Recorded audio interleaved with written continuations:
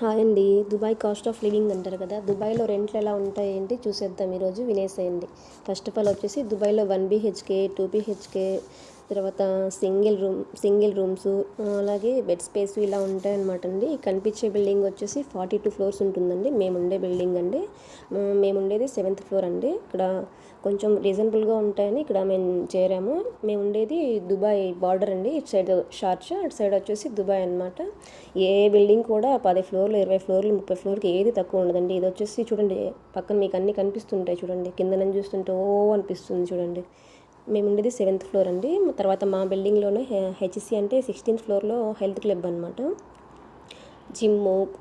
Gym ఉంది. చిన్నపిల్లలకు వచ్చేసి కరాటే, జిమ్నాస్టిక్, స్విమ్మింగ్ పూల్ ఇలా అన్నీ నేర్పిస్తారండి. వీటికి మళ్ళీ మనం అమౌంట్ పే చేయాల్సి వస్తుంది.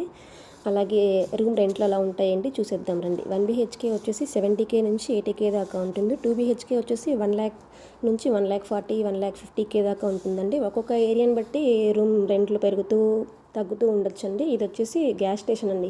మన ఊర్లో అయితే మనం పెట్రోల్ బంక్ అంటాం, కానీ ఇక్కడ గ్యాస్ స్టేషన్ అంట. నాకు కూడా తెలియదు, మా వారు వేరే ఒకసారి కాల్ మాట్లాడుతుంటే విన్నాను. గ్యాస్ స్టేషన్ అంటే ఏంటి అంటే మన పక్కనే ఉంది కదా అన్నారు.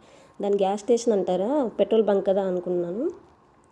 తర్వాత మరిన్ని వీడియోస్ కోసం సబ్స్క్రైబ్ చేయండి. థ్యాంక్ యూ ఫర్ వాచింగ్ వెదెన్ Dubai vlogs. Please like, share.